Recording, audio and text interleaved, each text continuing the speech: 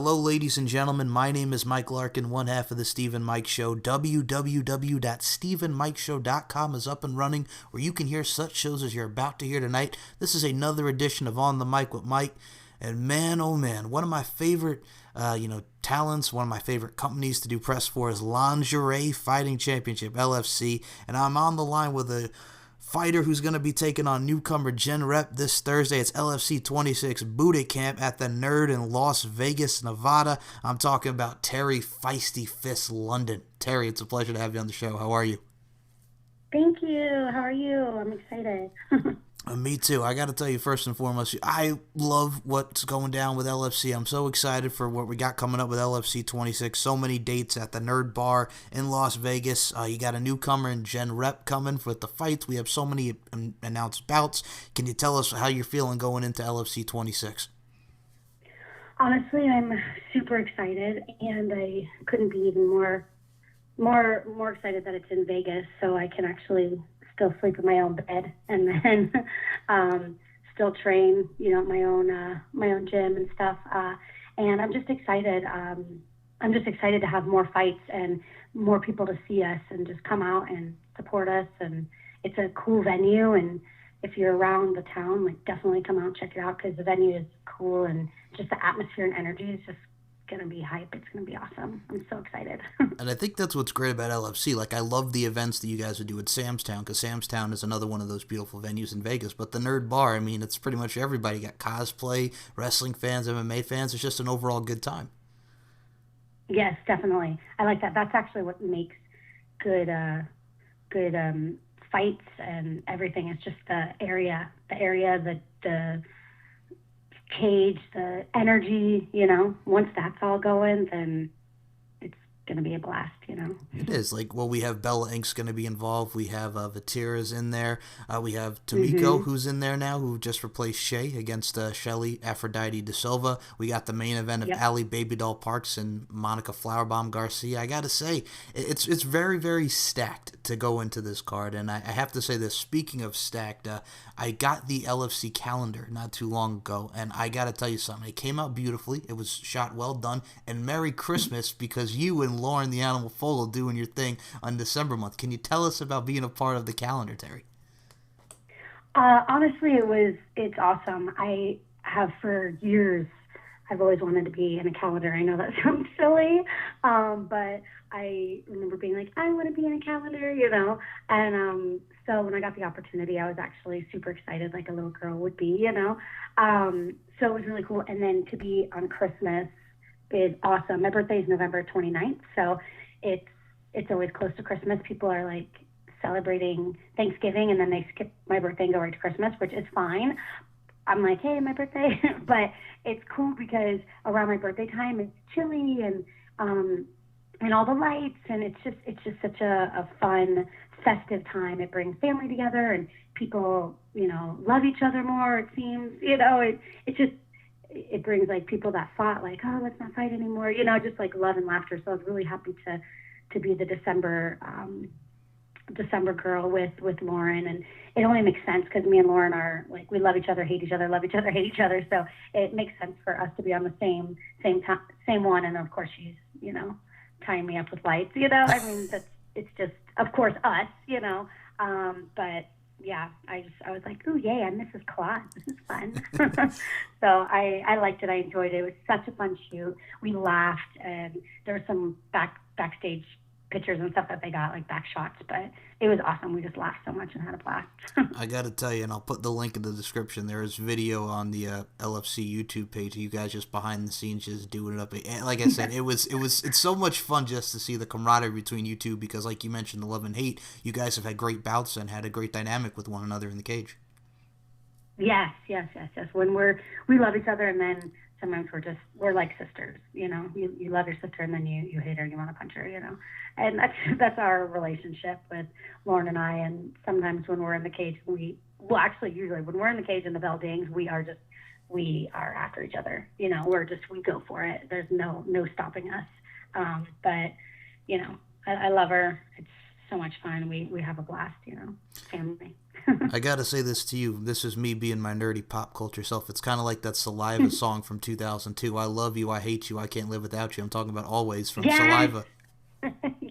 Yes, actually that should be our theme song. That's exactly it. Oh my God, good times. But yeah, you know what it is too. Like you mentioned Christmas, and I just got to go back to this for a second because Christmas is probably my favorite holiday because, like you mentioned, the camaraderie. The snow's out.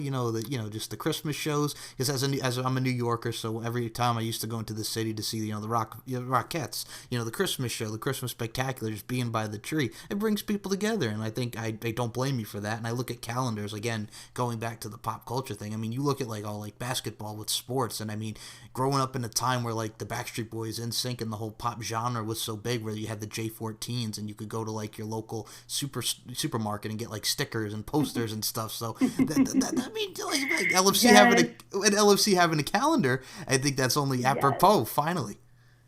No, exactly. I had all in sync Backstreet, and all them. Yeah, calendars and pictures and yeah, stickers for sure. Um, so yeah, it's super fun and definitely all the calendars too. Everyone was doing calendars. So, but I knew you were from New York. I could hear your accent. Oh, thank you so much. Yeah, I was. I love New York. Oh, thanks. So I'll be honest with you. I have family in both South Carolina and Myrtle Beach. So I'm in Myrtle Beach, South Carolina now, but I do tend to visit New York, and I love going back and forth. Both awesome places. Yeah, I know, and I love the Rockettes. And yeah, during Christmas time in New York, it's spectacular. That's what I'm I saying, love man. it. I love seeing the shows. It's like Home Alone 2 Lost in New York, man, just minus the running around. Yes. Yes, Home Alone. It's so true. Oh, but I love it. Honestly, people that are bah humbugs all year, when it comes Christmas time, if people are all snotty and mean and whatever, yeah, they break out of their shell and they're having a smile on their face or something is going to be pleasant because something's said about Christmas time with the music and stuff. You can't be a bah humbug all day, all year long. Well, I think the one thing that everybody complains about is like because they play Christmas music nowadays so early, like they legit like right after Thanksgiving. But I'm like, there's so many great Christmas songs. And again, going back to that pop genre, I remember like when 98 Degrees and NSYNC, Merry Christmas, Happy Holidays. Yes. You know what I'm talking about, Terry. Okay. Yes. Totally. Oh my gosh. Yes. 98 Degrees. Yeah. All of them. That's for sure. Yeah. My mom starts playing Christmas music right after. That's why my birthday, it's like Christmas because right after, Yep. the day after Thanksgiving, Christmas decorations go up, Christmas music starts playing, and it's forever until even after Christmas a little bit. Did you ever have like a favorite Christmas song? Because I remember obviously the Beach Boys with It's the Little Saint Nick, and there were so many great Christmas songs. Obviously the Nat King Cole's. Did you have a favorite one? Well, my mom used to always play Brenda Lee. Oh, rocking around the Christmas yeah, tree. rocking around the Christmas tree. Yes, so that song was just like. There's a bunch of amazing ones, but that's like the one that she would play 1,000 times, and she still does. And you know what it is too, like as a kid growing up in the TRL days, not this whatever TRL that they tried to do on MTV. I'm talking Carson Daly, Total Request Live TRL. Growing up in that time, like I remember when Destiny's Child had "Doesn't It Feel Like Christmas" and they're like in the store and like yes, you know what I'm talking. Oh, it's beautiful. See. Oh. Yes, Destiny Child. Yes, totally. Oh, we're gonna get. But I think that was a really good era, good time. Oh, it was absolutely. Oh, we're gonna get to some Destiny's Child and Beyonce in a second here. Trust me, we will. But I gotta say this because you feisty fists, you jack of all trades, you just all over the place. I'm gonna go over here. I'm gonna go over there. I'm gonna call all spectrum, all corners of life and all endeavors. I want to talk about LFC first with you, and then we're just going to jump around with this. We're going to have some fun. Yeah, no worries. Okay. I like jumping around. Jump up to get down, a little House of Pain. Down, there you go. Hey. Okay. So, with LFC, can you tell us, because like I said, I look at Lingerie Fighting Championship. I love, how it accentuates you ladies for the beautiful ladies that you are and the ass kickers that you are as well with the reality show and the fights. We're going to talk about your bouts. But can you tell us, Teri Feisty Fist, how did you get involved with one LFC, that is Lingerie Fighting Championship? Well, what's funny is that when I was younger, I wanted to be a boxer, like a professional boxer. And I started training with just my local trainer at the gym. Well, actually, I was training with my trainer, and then he introduced me to a guy that started boxing, or used to box. And so he started training me, and I fell in love with it. And I'm like, Mom, I'm going to be a boxer. And she's like, you cannot be a boxer. You want to be a dancer and an actress, and you're going to mess up your face, and then you can never be on the screen. I was like, oh, man, I can't, Mom. Darn it. So fast forward years later, I've always wanted to. So I was always training and doing different things. We'll get into that later. But, yeah, so then I was actually at a gig, just dancing, doing a gig, and I heard about LFC, and they were just looking for more people. So to me, I'm like, oh, okay, yeah, I'll do it for a night. You know, they wanted someone new and to come in. I'm like, yeah, I got the fighter inside me. Yeah, cool. That sounds awesome.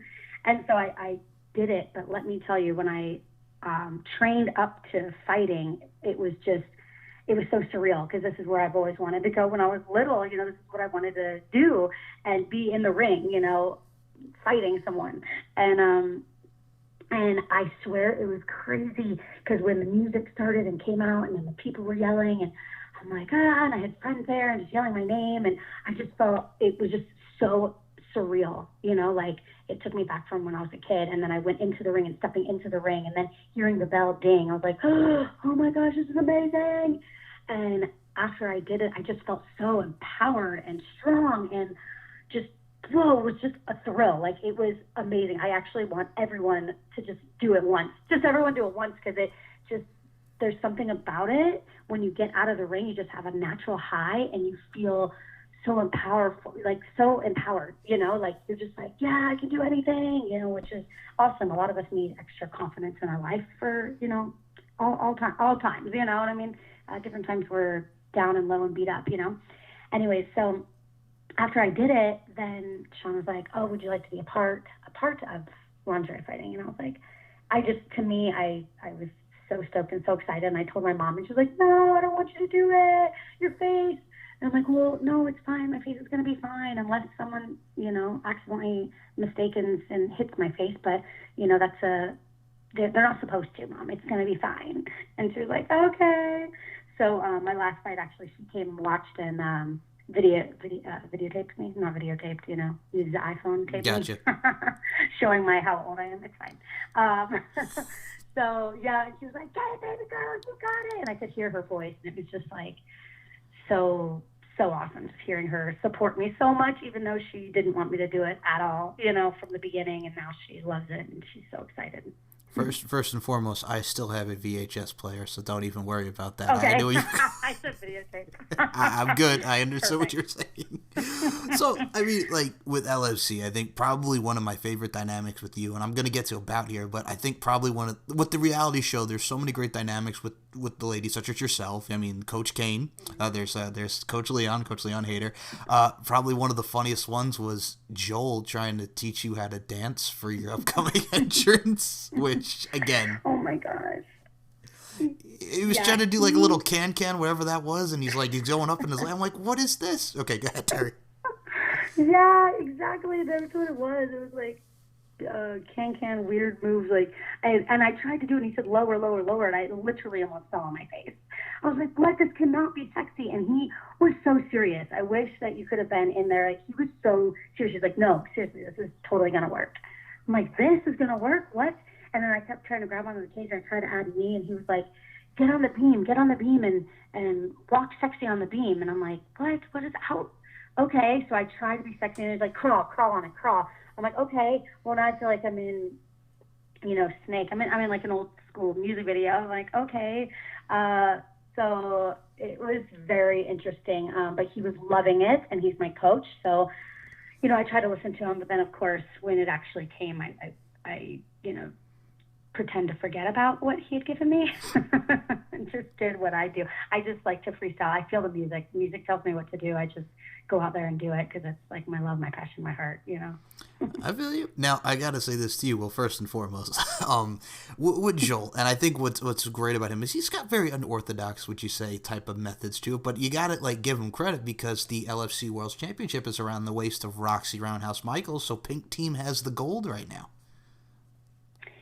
Yes, you're absolutely right.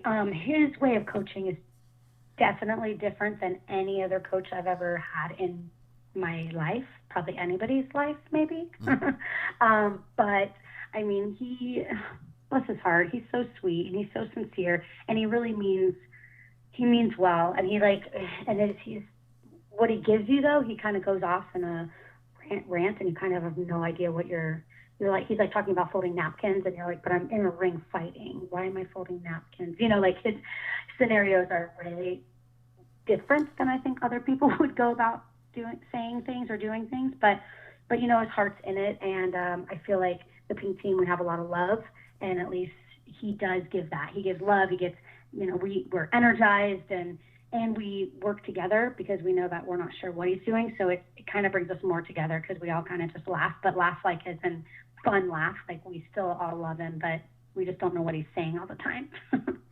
I gotta say, if I'm gonna try to make sense of this, because I'm listening to you say about folding napkins, so maybe I'm thinking he means like you can fold a napkin like you fold your opponent in half, a little joint manipulation, something to that degree, if that makes any sense.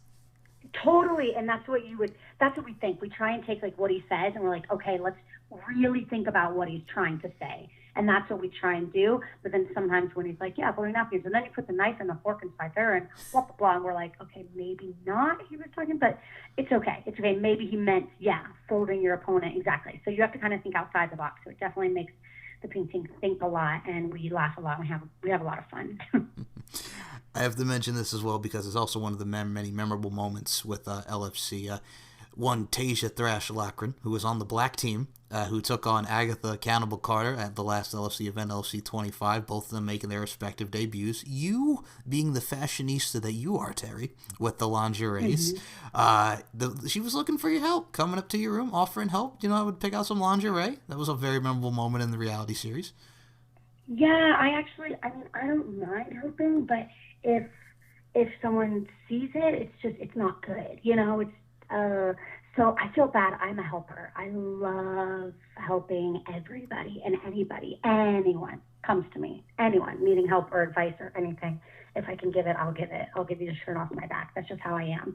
But it was nerve-wracking because if I got caught helping her, it would just, a lot of people would just like look down and I'm I want everyone happy and everyone just loving each other. Yay. No, that can't happen. Okay, crap. But I definitely, and I'm so happy I did help her because her hair was super cool and I wanted her to hide it and then take it out and reveal it. So I love doing that. I wish I could help everybody just find their awesomeness and what they're good at and just like, I don't know, make what they do the best for themselves, make everyone great. I want everyone to be amazing and awesome and powerful and beautiful. It's the camaraderie factor, Teri. I get it. Yeah. All right. Now, okay. With this, so when you're talking about, keep it on the DL, the download, if you will, I also kind of had Lay Low by Snoop Dogg playing on my head as soon as you said that. So again, taking it back to music. Exactly. Yeah. Well, okay, so what's amazing to see about this is, like, we're going to talk about your fights here. We mentioned Lauren, the love-hate, saliva always. We tied that in there. But one of the other fights that's very memorable was the last one that you had with Jenny Bloody Valentine. And I had Jenny on the show, so I said, what's the deal? Because you and Jenny were looking very similar in the attire department, both looking lovely as ever in an amazing fight. But I'm like, what's the deal? She goes, I don't know, great minds think alike. So I got to ask you, get the point of view from Miss Teri Feisty Fist London. What was your thought when you saw Jenny coming out? Y'all had some similar attire going on there. Actually, it was quite funny because, we don't know what the other person's wearing at all. So when I came out, I was like, yay, I always have a little bit of pink because I'm pink team, And then she came out and I was like, what? We look kind of similar. And then we're both like the same size and we're both, you know what I mean? Like, I was like, all right. I'm like, well, whatever. We know what looks good on our bodies. So, hey, who cares? Put what looks good on your body and wear it and rock it. I don't care if we were wearing the exact matching outfit. I thought it was great. I liked it. When she came out, I was like, yeah, well, we know what looks good. I think what's amazing about you, too, is, like, with LFC, like, we've seen you guys go to Vegas, Kansas, and, a lot of places, but with Eurobash, you got to go to, Slovakia, and you got to take on Violetta Dark Force Sunik. I mean, just talk about that experience, getting to battle, going to Bratislava, Slovakia, just that whole, experience. It was amazing, the experience. Like just traveling with these girls. I mean, I love them. I really, really love them. They're all so amazing, and everyone's so different and unique. And it's awesome traveling so far with people too, because you get to know them more and on a deeper level as well. Um, so that was just it was awesome. And then when I got there, I actually didn't know who I was fighting, and when I saw her, I call her the Amazon. She's really sweet, but I was like, whoa. She came up and I just started laughing, but like laughing, crying. Like, it's, I think it's on tape somewhere. Like, I was just laughing so much that I was crying because I was like, is this real? This isn't real. This isn't real. Like, no way. Because she came towards me, and my heels, by the way, were 4 inches. Okay, 4 inches. And she's coming towards me, and she's still towering over me with my ginormous heels. I was like, this can't be. And she just was so slow and like dark and like, "Grr." But I was just like, what the heck? And here I am, like tiny and bubbly, and like, ah! I was so overwhelmed that I was just like laughing and crying at the same time. Like, this can't happen. And I was just like, oh my God. But then in my other brain was like, it's okay, Terry, you're fast, you're feisty, you got this. But it did scare the crap out of me when I first saw her. And then, yeah, what else could I do? I was like, well, I'm just going to climb on her. She's really tall. I'm going to climb on her like a ladder. So I did. You know, it's funny, like you talk about the size difference, and I did watch that fight, and as soon as I saw them, like, oh, here we go, because I'm just like I mentioned, she's a very imposing and towering figure, and here you are, just like, hey, I'm here. So I mean, it made for a very interesting dynamic and interesting bout. Oh, it was totally different. She didn't really speak, and I was like, blah, blah, blah, blah, blah, blah, blah. Like we were complete opposites. But she was she was super awesome. Like it was an awesome fight. Like she she owned it. She did good. I love that's what I love too about LFC is that we bring in other people from other countries and other dynamics, and why not get like all kinds of powerful women, all shapes and sizes, all you know, not American, like all different nationalities, all different. I love that just to show the world how strong you can be, no matter what you look like. It gives the opportunity to show women out there. Just who cares? Who cares what people say? Get in there and do you. Be the best you can be. I agree with you 100%. I think you actually kind of segued. We're on the same wavelength here because I was going to say, like, you were talking about, like, the international feel. Like, I think the cultures work best because you get to see from the UK or whether it be like a China or something, or Slovakia, Bratislava, for an example. Like, you get to, establish and learn new cultures. They get to come here. So the back and forth is great. And again, makes for interesting dynamics, and it brings a lot more talent in the crux of it. Mm-hmm. Yeah, I love that we do that. It just, to me, instead of just keeping it the same all the time, and I think for fans and people watching as well, it makes it to where someone's watching and they're interested in doing it. Maybe they're like, I could do this, and that's what we want. Just come, have fun, let out your anger. Show the world who you are, and stand up for yourself. No more bullies.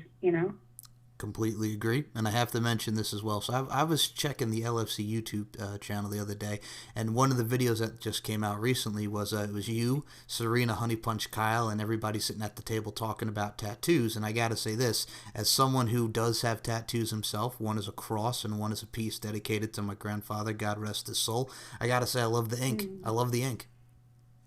Thank you. Yeah, I love trees. I'm a tree hugger. So when I see trees, and I travel all over the world. Like I love traveling. Traveling makes me just happy, and I find my happy place traveling and hiking and going around in all the different countries I go to. But everywhere I go, I find trees and I hug them. I feel like I just get energy from them. Because if you actually just look at the world, there's so many trees, all different shapes and sizes, and growing strong together, side by side, and they're completely different.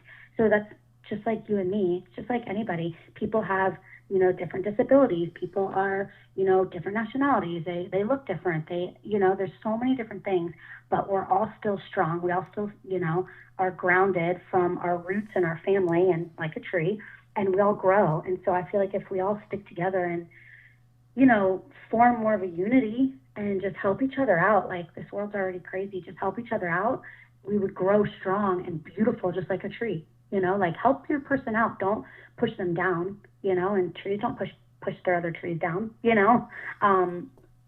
So I don't know if that's why that one tattoo on me is just really important and means a lot to me. And then I have a bunch of other ones, but that's like my main one that I love, love, love. I got it in Prague, in the Czech Republic. Boom. Nice. Well, I gotta say, at least it's not like you see like all these shows. Like obviously, I've seen like the Ink Masters that they've had on Spike and like all these other tattoo shows, even Tattoo Nightmares when they're like drunk and they just don't recall getting the tattoo, which makes for interesting stories. But yes. They wake up with like Minnie Mouse on their butt cheeks. Yeah. Yeah. Oh, those my are goodness. funny. They are. They're very funny. What's also, I got to just mention, last couple things I want to mention about LFC. Then we're going to talk about you just being you feisty fist jack of all trades all over the place, and I'm looking forward to talking about this. So, okay. What's great about LFC, too, is I love the nicknames, because I think the nicknames add a lot to who the fighters are. Like you, Feisty Fish, you're going in there, it's like, don't get too close to the fire because you kind of might get burnt because you're quick, you're in there, you're very agile, very, you're very speedy, you're all up in there. So, I mean, I think it really adds to the element of LFC, the nicknames.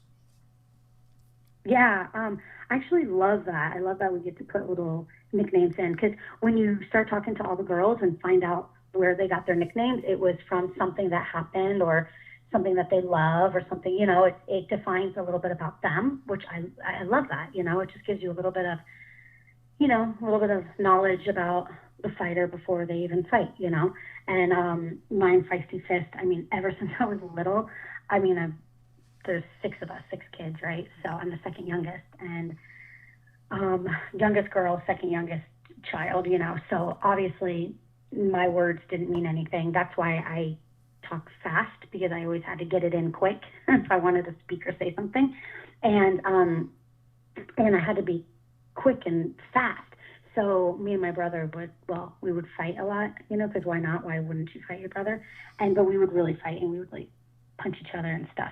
And he used to be like, oh, your fists are so feisty. Your fists are fast, feisty fist. Fast. And he would always do that, because out of the blue, I'd just be like, whack, and just hit him randomly. He's like, and so just growing up, it was just like, oh, you're so feisty. Like even, I was like, super sweet and nice and blah, blah, and then I'd be like, whack.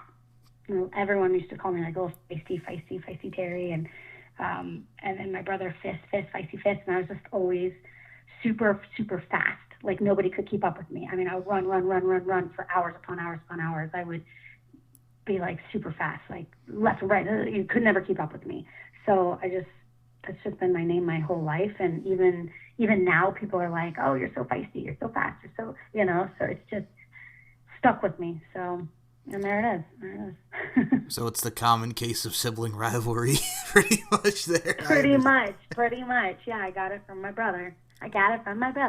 Oh, that's awesome. You know what's funny too? Like again, I'll go back to pop culture for a second, because again, I'm just pop culture, MMA, wrestling. Just I love it, and music, which we'll get to in a second. But I got to mention this: when I grew up, like you see like a lot of those sibling rivalry shows, like Sister with Tia and Tamara Mari.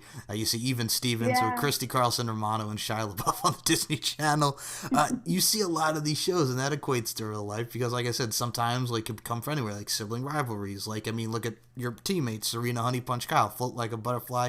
She's nice, but she's sweet like honey, but she's got a hell of a punch. So it's a nice like tie-in. Mm-hmm. It's a nice tie-in, nice correlations. Yeah, I agree. I love that we're able to tie in a little bit of our past or what we love or something, into our name. I think it adds a little bit of character to it. to each of us. It does, and it's great. And I got to mention this because when we look at LFC, we also have a lot of styles implemented as well, like the mixed martial arts, Muay Thai, Jiu-Jitsu, hell, even kickboxing, little pro wrestling, a whole lot of ingredients to what we have with LFC. I think that's very, that makes it dynamic as well because there's a lot of people based in different groups. And I got to ask you this because this is the follow-up I want to ask you about, Terry. What do you think about the whole mixed martial arts, pro wrestling tie-ins? Because, you look at like Ken Shamrock when he was come from UFC to WWE, the Tank Abbotts, the Ronda Rouseys nowadays. What do you think about that whole tie-in? Well, I think it's great, honestly. I mean, I think all of us have different backgrounds of everything.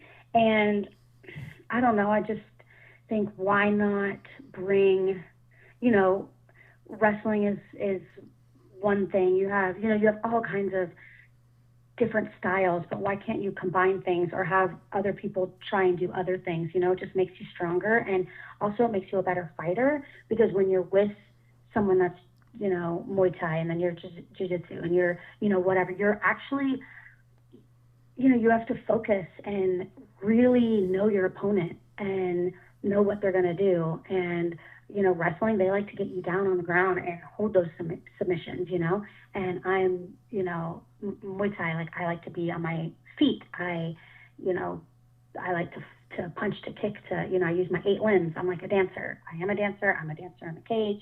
Boom, that's what I do. But when they get you down, you've got to know those submissions as well and get them in it, because then that's the pro wrestlers, that's what they do, and that's what they're good at, and they're strong. And I feel like it's awesome to have everybody try and do a little bit of everything. Like, why not? It just makes you all rounded and stronger as a person, And Ronda Rousey, I would never want to get in the ring with her.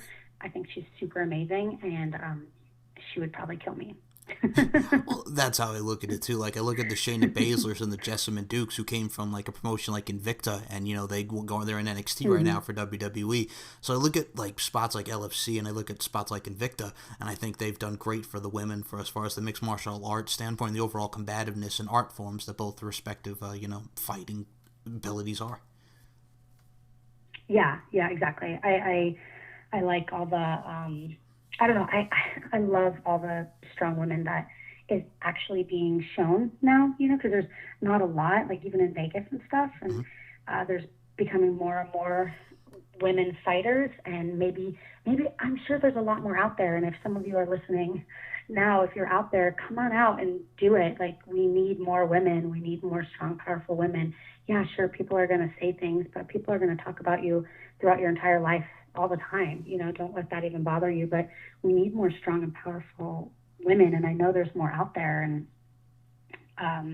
yeah, I love it. I think the women in wrestling, I was just watching it, and they're amazing and strong. And actually, when you get to know these women too, they're kind, and they want to help, and they want to, on the outside they look like rough and like, I'll kill you, but on the inside they're lovers, and they just want to help everybody and help you learn and grow.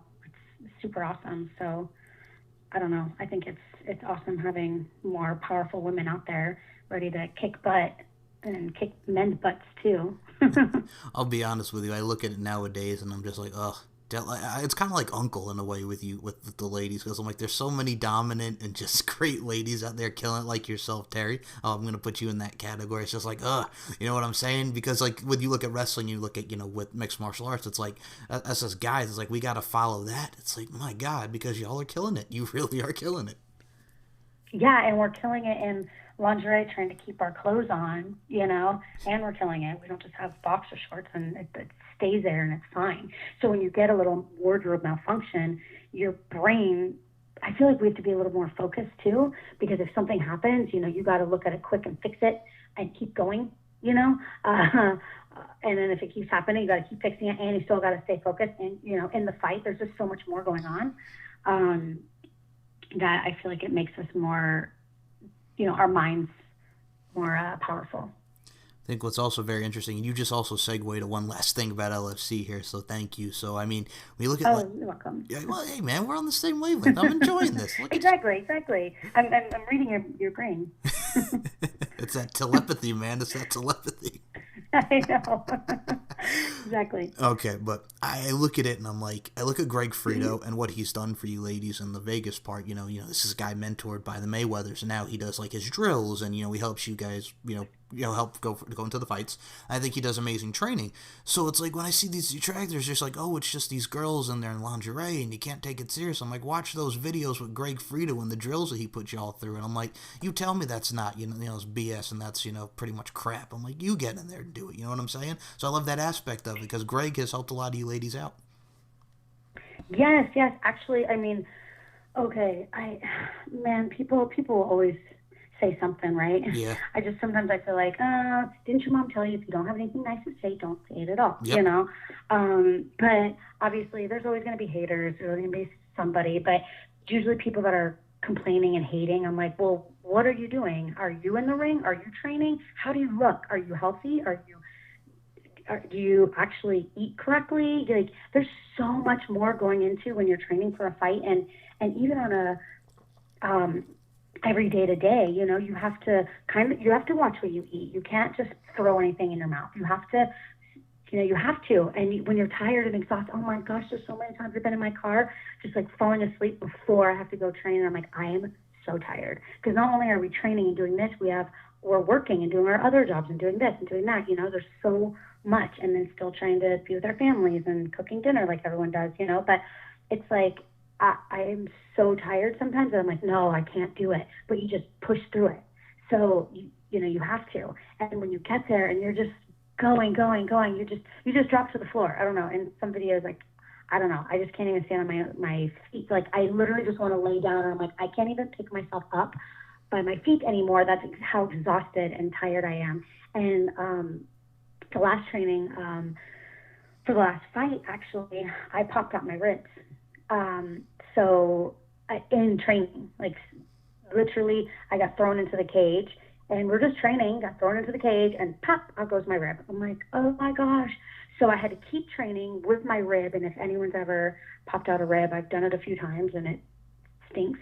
But the only way you can heal it is time. That's it. If you crack it or break it or whatever, it's the same. It's time. It's all it is, rest and time, which I didn't have any rest or time.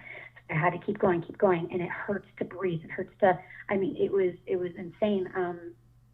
And I did the fight with it broken or bruised, whatever, and it's painful. So when people say things like, oh, it's not real, and, girls have broken their noses, girls have torn their shoulders out, like, it's tough, and I feel like, okay, well, how about you get in the ring, and how about we do some drills and some stuff on you and see if it is real or not, but it hurts, but it's fun, and it's a fun pain. So if you want some fun pain, come in the ring with me.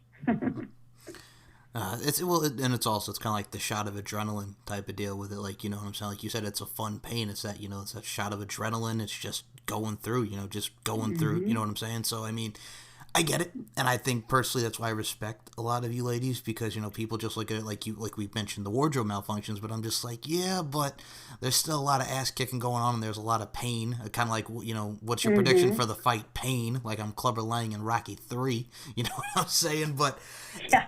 it's that overall feeling, and it just really keeps you ladies going. That's why I got a lot of respect for you guys with the way you look like yourself, keeping yourself in shape, keeping yourself with a particular regimen. You're on that grind, and it shows. Thank you. Yes, it's a lot of work. It's a lot of time, energy. It's basically, and not only are you trying to eat, like trying to make sure you're eating exactly what you should be eating, and training and doing all that. It's I don't know. I also do yoga, and I got my teacher training and stuff.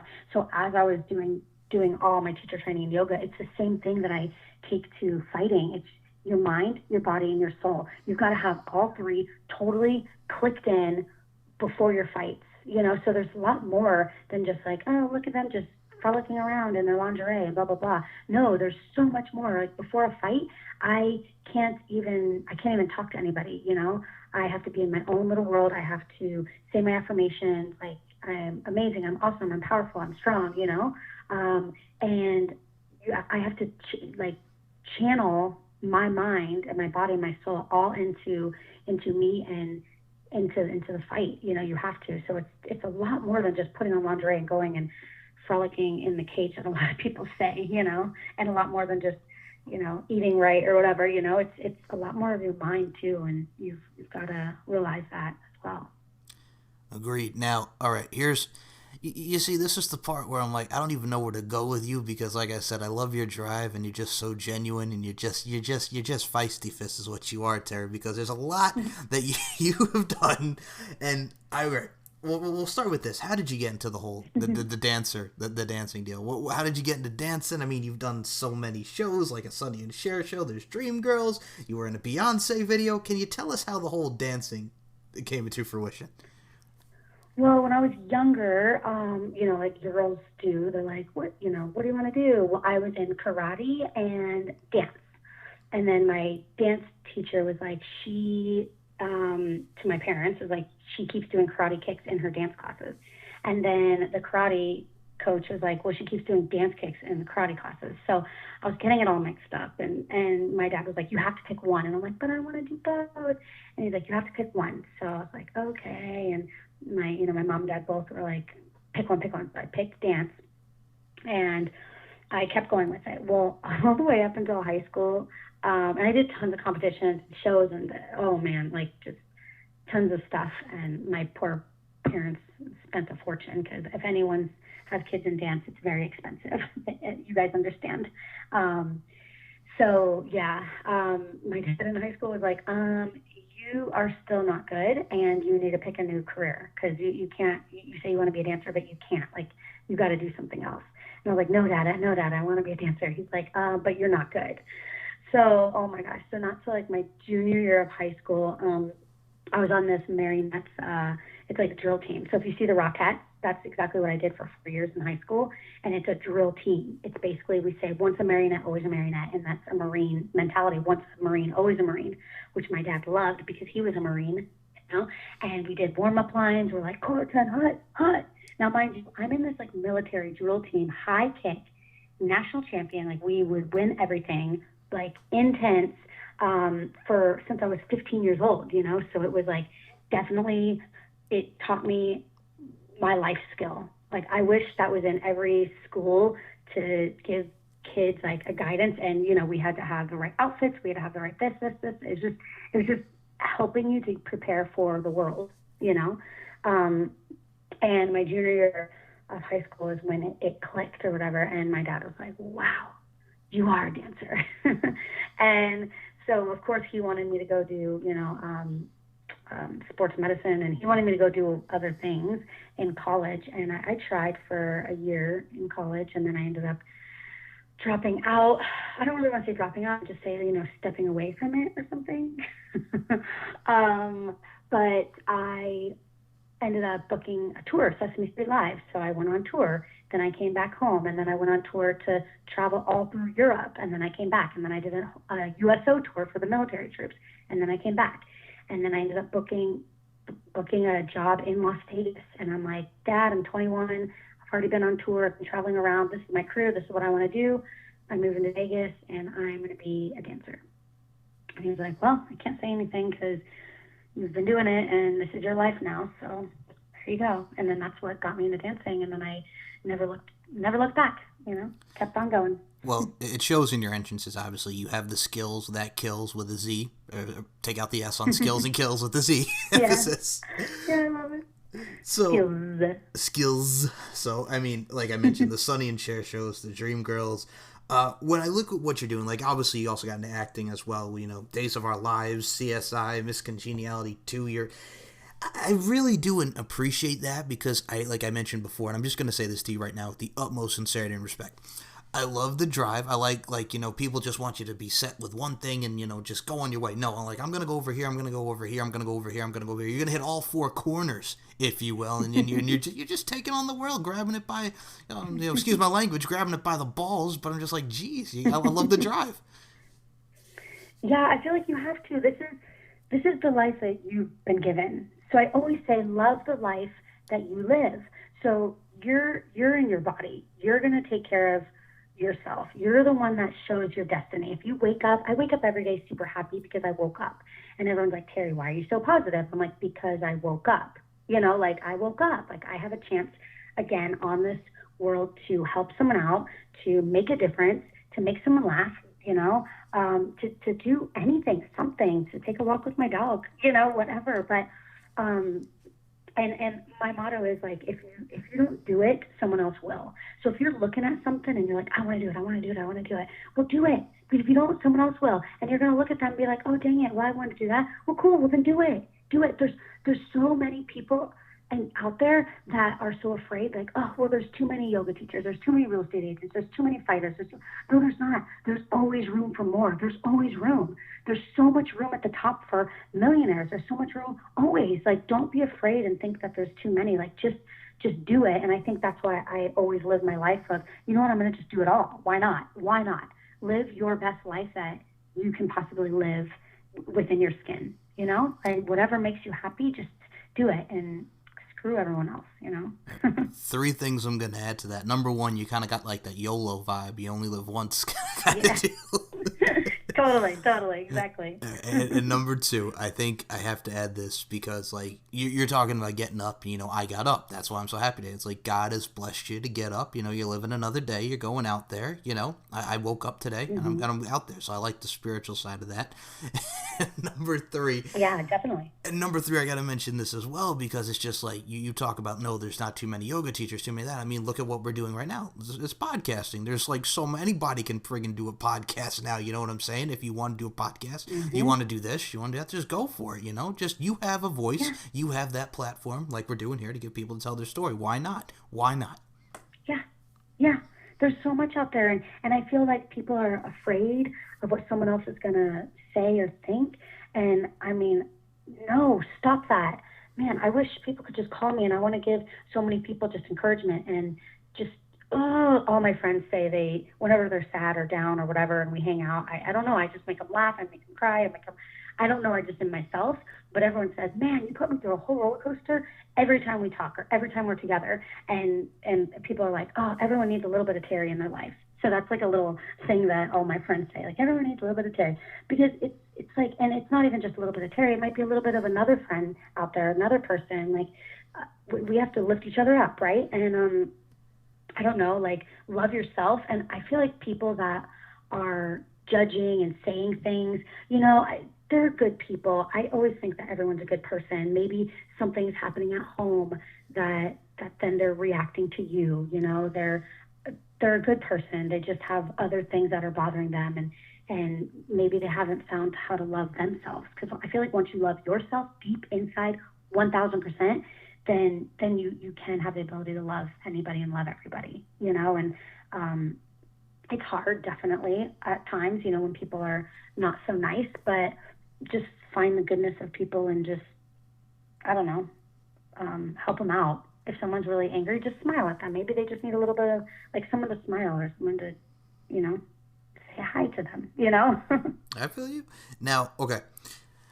We mentioned, like, the Miss Congeniality 2s, the Up All Nights, the Days of Our Lives, and the Sonny and Cher shows, the Dream Girls. Like, your resume pretty much speaks for itself. Like I said, very accomplished. But I have to ask you, because as someone, again, growing up in the 90s, and who are very integral parts of it here, Beyonce, who runs the world, I'm talking Britney Spears, just... Can you take us being a part of, like, a Beyonce and doing Britney Spears videos and the whole 9? Honestly, I've done so many music videos. I can't even tell you. I can't even count, because, when you're living in LA too, it's tough, and you form a family as well, because, a lot of us left home. Like, majority of us didn't grow up in California or Vegas or New York, where the entertainment capitals are, so you leave home at a young age and you grow up with each other, and you're always working on holidays, always. Last year was the first time I went home in 15 years for a holiday, and I just chose to, but I still had work, but I chose to take off and go. So we all become family, right? So it's so awesome to be able to work with family, and then it's also people help you out and whatever. And so doing a lot of these music videos, you're on set for a long period of time. And yes, it's awesome doing videos for famous people, or, even tours with famous people. Like, it's super, super awesome. They come and go just like anything else, but I think the more that we take away from all that is the dancers, the community that we form together. You actually form a family, and then you're doing something so iconic with your family, which is actually so amazing. But it's quite funny too, is when you watch videos, you're like, oh, there's my hand. Oh, there's my hair. Oh, there's my foot, So it's like, it's of course always about the star, but it's really long shoots, and but after it's all said and done, you don't even realize how long it was, because you were hanging out with your friends and your family, and then after it's all said and done and you see it, you're just like, wow, I'm a part of that. I helped make make someone happy, watching the video. And it's very long though. It doesn't seem all as glamorous. You're just like there for 13, 15 hours, and working on concrete, and it's like, it's long, but it's definitely super fun. And just to see like all the training that you've done to when you actually book it, because when you're auditioning, by the way, it's like 700 girls for one space for one video, or maybe 5 spaces for one video, 700 people, or even a show. There's like 200 to 500 to 700 people auditioning for shows and gigs and videos and movies and commercials, Oh my gosh, when I booked my first commercial, I was like, what? I got booked? And mind you, it was with all these roller skaters. We had a roller skate, and I was an okay roller skater, but all these people were like professional roller skaters. And I was like, what? Are you sure I got picked correctly? And I tied up my roller skates so tight, like so tight, couldn't even feel my feet, because I was like, oh gosh, I'm nervous, And then I see all these professional roller skaters with it all loose and like not even tied, and they're all like doing like break dancing on roller skates. And like, I'm a dancer and I can do a lot of things, but I'm like, dancing on roller skates is really hard if anyone's tried, And so I did it, and but my skates were very, very tied up, like I was, in kindergarten. But it's super thrilling and awesome to be able to be on set. Being on set is awesome. Okay. Now, all right, sidebar for a second here, because Beyonce and Britney Spears, that's all right. When I was a kid, 7 years old, 99, this is the height of Hit Me Baby One More Time, and sometimes, and from the bottom of my broken heart, You Drive Me Crazy, Melissa Joan Hart dancing in the video, Britney in the green attire. Oh, we'll be here all day. But when I was 7, when I was 7 in 99, and I've admitted this on my show many times, I actually wrote Britney Spears a letter when I was 7 years old, and I was very happy about that, because I was such a Britney Spears fan. And I mean, going into the Oops, I Did It Again, and I know she had that period, where she went bonkers, if you will. I'm not even going to say she went bonkers, but she's still one of the greatest of all time in the pop genre. And I mean, Beyonce, I remember as a kid on TRL, Say My Name, Say My Name. It's two different girls, and it's not the same girls. Gosh. That whole drama. Yes. So, like, I grew up on the Destiny's Child era, the Bugaboos with Kobe Bryant in the music video, and no, but you say yeah, with a little Wyclef action. No, yeah. You know what I'm talking about. Honestly, the 90s were amazing. They were. They actually had a show here called I Love the 90s, and it only lasted for a very short period, but it was so amazing. Oh my God, you would have loved it. Me and you would have just been dancing and jamming the entire show. Oh yeah, I love I love the 90s on VH1, and I love the 90s Part 2. That one. Yes. The 90s were Oh, the 90s are great. I know. And Teri, you're making me all smiles with this, Teri. I can't. Like, I swear. I know, and to be a part of it too, and dancing, and with these icons, and it's awesome, and I love it. I feel like I have so many chapters in my life, and I feel like that's what I want everybody to have, honestly. Like, who cares? Close that chapter, open a new chapter. Or you know what? Close that entire book, start a new book. Like, it's just, I've had so many, and even being on tour, like, tour life is crazy. But, dancing with famous people, and you're just seeing all these fans and everything, and then you're signing autographs and stuff, and you're like, well, I'm not her, but cool, and it's just, I don't know, like, there's there's so much out there to make you feel empowered and that you're touching people's lives. And I just want to be able to do that my whole life. It's just to touch people and make people, be the best you could be. And I think, this will pertain to society here, and I think what's amazing about it is, too, like, we're talking about the 90s and people with society, and I mean, like, back in the day, like, growing up, again, on Long Island, I remember in Bayshore, Long Island, which was legit, it's 10 minutes from my house, I would go to the Wiz, which is a very popular CD store, and, the FYEs are still around somewhat, and, there's Best Buys. I think just the art of going out and buying a CD or a single, whatever, what have you, and I mean, like, nowadays everything is Spotify, iTunes, and YouTube, and downloaded everywhere, and you can put on your playlist, which I get. It's very cool. It's very accessible from that standpoint. But I think that some of that lost art is kind of gone. You know what I'm saying? Like going into the Columbia Records magazine. Yes. So I mean, going to the Columbia Records, going and looking through like I remember just going through and like picking up, okay, which CD do I want? What do I, and you're looking at which songs are on which one and, all the albums, and you get to open up the inside and it'll show all the songs and the lyrics and, the little album cover and what have you not. But it's kind of like Blockbuster too. I just like going and actually purchasing music yourself is so much different than just playing on your Pandora or Spotify or just rolling it over, which is you're right, is awesome. It's easy, it's accessible, but I feel like it just takes away a little bit of the, the deep love that you actually really truly you actually go to the store, purchase it with your own money. It just takes away a little bit of the love. I'll be honest, the last CD I bought, you know what the last CD I bought was, Teri?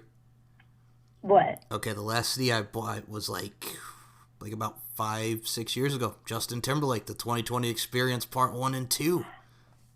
Oh my gosh, I swear, I promise you, that was my last CD I bought. I promise you. No, are you serious? I swear. No, I promise you, I bought it because I was like, you know what, I love Justin. He's amazing. He's so talented. He can do so many different things. He's awesome. And his concerts are amazing. But, oh my gosh, yes. So I actually bought it. I was like, I am going to buy this and support him because I love this guy. Oh my God. Well, I swear, like when I was like 7, I remember I had like when Backstreet Boys had like for the fans, you could go to like your Burger King and buy that. Remember you got like the meal or whatever it was? I'm like, all right. In the meal, yeah.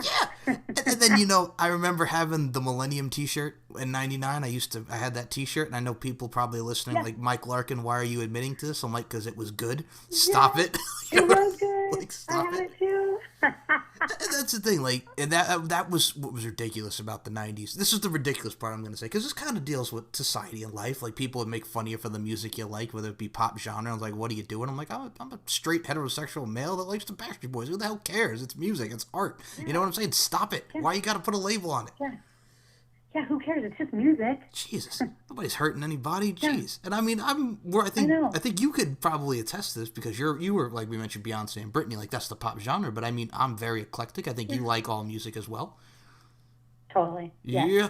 I love all kinds of music. Oh, all kinds. I mean, I like the blues. I love classic. I love classic rock. Oh yeah, I love some Queen. I love music. I love music in general, but so many different types of music when you listen to it. Just if you're sad, you can listen to something that'll make you happy. You can listen to something that will make you sad. But oh my gosh, it just runs through my soul like I can't even describe. Like when I hear songs and music, and there's a whole routine going in my head. I don't know. I'm creating an entire show in my head. I have no idea why, but well, I can't help it. It's okay. I mean, I have to mention this as well, too, because, I mean, we're coming upon the couple final questions. And I'm going to tell you this right now. Okay, since we're talking about this, I also do a pop culture show. You and I will definitely do a 90s. I'll talk all 90s on my pop culture show. Are you down for that? Totally. Okay. So we'll do that in the future. And with this show, the On the Mic with Mike, you're welcome back on anytime. We'll do have some more interviews and have some more fun with this. Yay. Okay. Now, all right. we got to get to the bartending side of this here because we talked about dancing. We're talking a whole lot of LFC, a whole lot of pop culture, and the music realm, if you will, like in your acting and everything. But I got to ask you, how'd you get into bartending with the whole nine there? Because when I look at bartending, I look at like Bar Rescue and all these bar shows that's on now. John Taffer just coming in, taking control, telling everybody that their bar sucks. You know, he brings them down and lifts them up at the end of the show, or hell, he'll even just walk out with those shows. So I got to ask you, how did you get into the bartending? It's funny. I was actually 17 in Florida. I grew up in Florida, right? So you could actually be 18 when you start. You can be an 18-year-old bartender, which I think is crazy because you can't even drink, but you can bartend. But anyways, that's Florida. So I was 17 and I was just about to turn 18, probably 3 weeks later. But my dad would go into this bar all the time, and he knew the owners really well. So they're like, yeah, we'll just hire her. You know, she's almost 18 anyway. But anyway, so I started really young. And I was actually, he got me the job because I wanted to make extra money because I was supporting myself, paying for everything through college. And the first year that I went, like the whole first year, it was actually like a year and 4 months, okay? But I would go to college and I would be changing in my car, like changing really quick to go to the bar, and then I'd be changing really quick to go to Universal, which was 45-minute drive, and then I'd come all the way back home, you know, because I was dancing at Universal and Disney World, and then I would come back home and study, whatever, go to sleep, and go back to school. And so that's what I would do, but I would be making money and still performing and bartending. But I was really young, and I was bartending at this like old Irish pub. Like it was just, you know, people coming and drinking all day. I would do night shifts all night. And it made me aware to society that, man, some people just come and that's what they do. They sit at the same bar stool, the same thing, whatever. It was kind of like Cheers, where everybody knows your name. And they're always glad you came. Yep. Yeah. Yeah. And it literally was that. It was like a Cheers bar, which was really cool because I got to know different people. And then I became people's psychiatrist. I was like, well, I love this. I love helping people out. And so at a young age, I remember just helping these grown men out, just super sad. And they're like, man, thanks, Teri. Thanks for talking to me, whatever. And then there were some fights here and there. And I think that's why I always had the fighter inside me, because I'm like, I've always been in different situations where I want to protect myself, and a couple times where I haven't been able to, and it didn't end too well, but I'm still here, obviously. But so it was just bartending made me stronger, I think, in life, because there was a couple guys that were super awesome and they were older and they passed away. And, you know, being 17, 18 years old and really getting to know these people and stuff, and then they're not coming back anymore. You're just like, you know.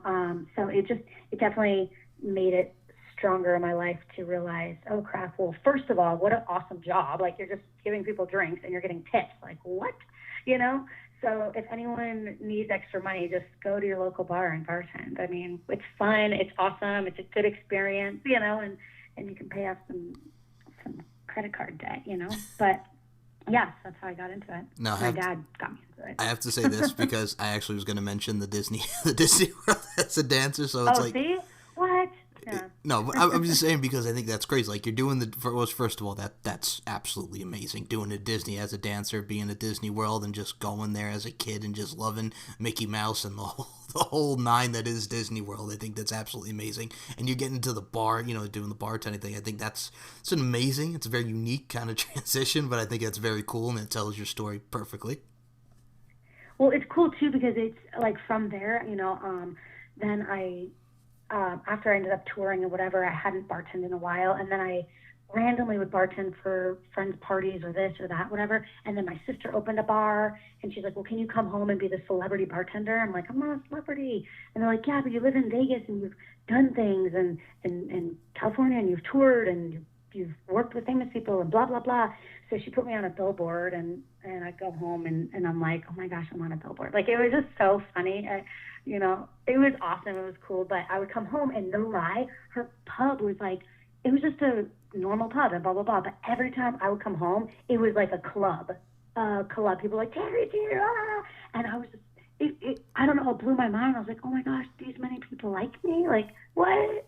Like, it was just I don't know. It was just really surreal, and it was a club literally for 5 straight hours. I'm like, pouring drinks, and I couldn't remember the names, so I had my brother-in-law type some of the names of the drinks on the computer, so I could just look at it really quick and make it. And sometimes, I might have mixed it up indifferently or whatever, but I'm like, oh, it's a Teri style, boom. But it was always good because I'm actually really good at mixing drinks. Like, I like it. So, so it's funny how if you just learn how to do something, it'll always come around. And if you have a chance, if you learn something, it'll always come back around. Okay. You can use it again. Now, I have to ask you, since I did mention Bar Rescue and that, are you a fan of the show Bar Rescue?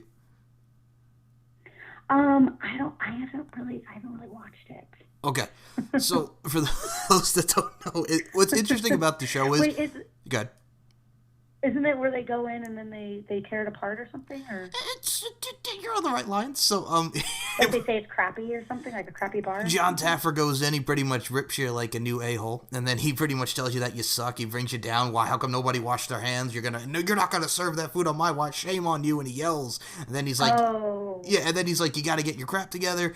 And then next week they're doing stress tests, and then either they get better or and then it gives you like an update on what happens. Like, oh, and sales have increased. Oh, sales have gone down. They haven't listened. Oh, John just walked, because that's what happens. John Taffer actually walked out on like 2 or like a couple bars on that show because there was one bar called the O Face in Iowa, which again, you're naming your bar the O Face, okay?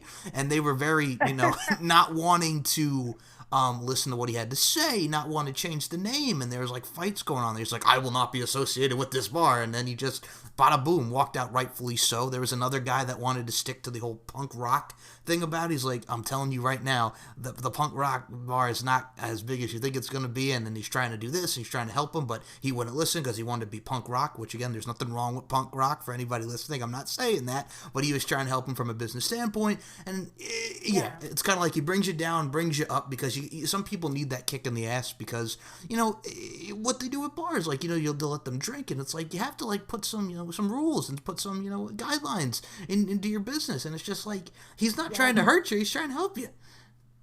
Well, I think, exactly. And, it sounds like he's actually trying to help you, and a lot of people don't like to hear like negative things. True. But sometimes you kind of have to listen to the negative things, because if it's not a good area for punk rock, maybe where you're trying to put the punk rock wouldn't do it. Like, maybe look around to what houses and who's living there, and if it's not real punk rock style, then maybe not. You know what I mean? Like, I'm not trying to like judge anything, but it's true. It's like, you got to be smart on where you're having a bar. If you have like a country bar and it's in the wrong area, and people are like, I hate country, well, then don't have a country bar.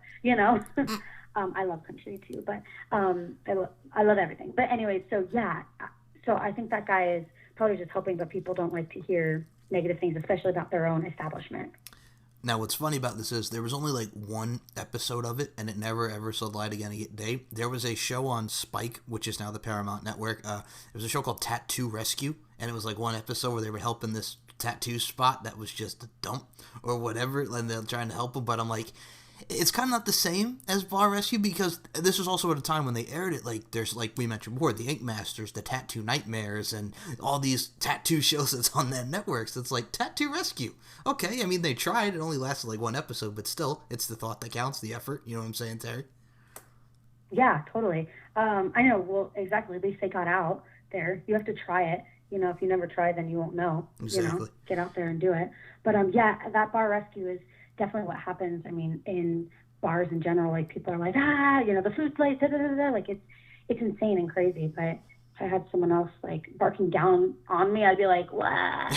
I don't know, maybe I'll just punch him in the face and be like, I'm sorry, I don't know, I didn't mean to, I love you, whoopsies. And it's also like I think as someone who's been in the bar industry, like, it's the hospitality business. From an ownership standpoint, you gotta have that hospitableness. If I just made up a word, hospitableness, hospitable, yes. I actually love that, hospitableness. A lot of people don't have that hospitableness actually at all, which I'm like, if you're in that business, like, oh no, and you don't have that, like, that skill, it's a skill set. If you don't have that skill set, then you should get out of it, because it's very difficult. And I've worked in in the industry for a long time, and it definitely takes a lot. And I've cried a lot too. People have like hurt my feelings, and then I think about it.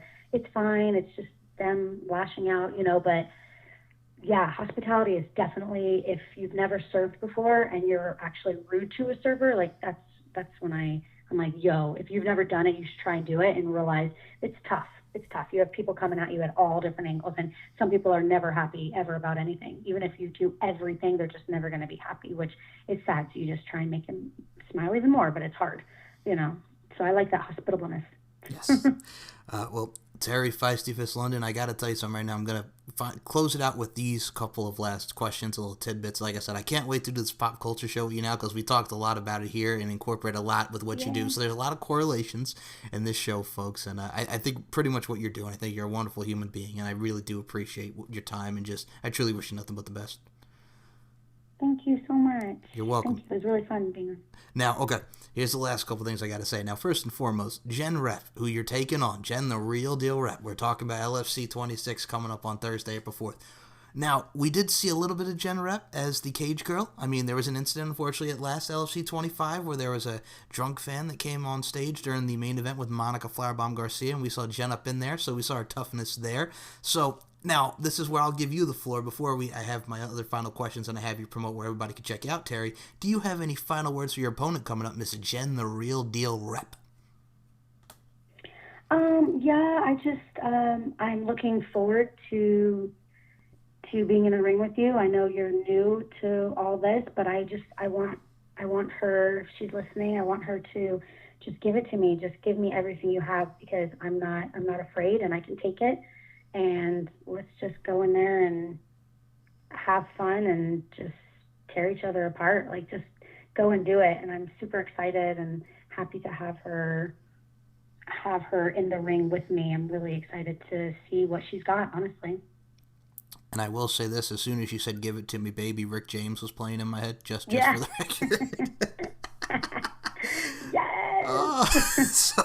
Okay, and the other one, on a serious note, with LFC, like, I mean, we talked about bartending, we talked about modeling, dancing, I mean, you modeling Harley Davidsons, I mean, friggin' everything, you do a lot, and you do it great at what you do. You apply your craft, and you excel at what you do. So I gotta ask you, with every endeavor, LFC, modeling, bartending, dancing, Teri Feisty Fist London, what advice would you give to an individual who wants to get involved with LFC, or whatever endeavor, just anything you want to say to give advice to the girls out there listening?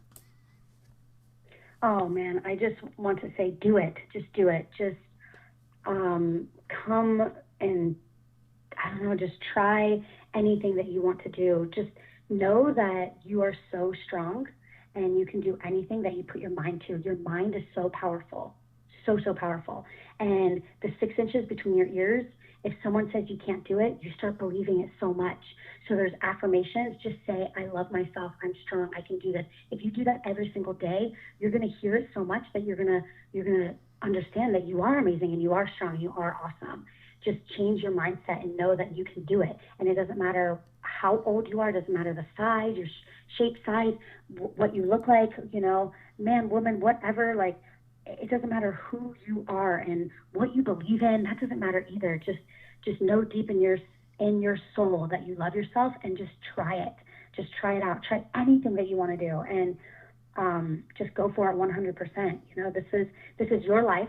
This is your life that you have to live, and this is your body that you do. You do whatever you want with your own life and your own body. So just come and do it, and I swear, I promise you, you will just feel so empowered, even if you just start training just for fun, for exercise, or to just do something different.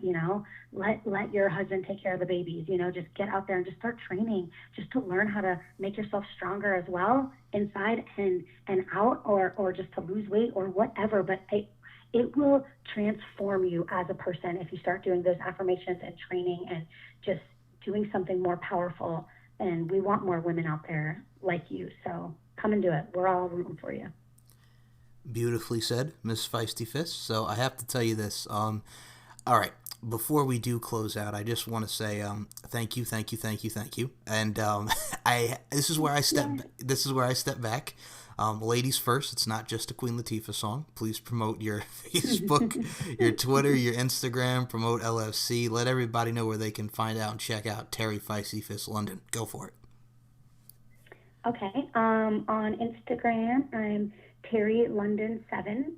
Facebook, Teri Corcoran London. Corcoran is Corcoran. My dad gave me that name. IMDb, Teri Corcoran. You can, and then come watch LFC 26 if you're in Vegas at the Nerd, April 4th at 8 p.m. And if you're not in Vegas, it's going to be streaming live on YouTube.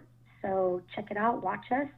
You can check out lingeриefc.com and subscribe, Lingerie Fighting Championships.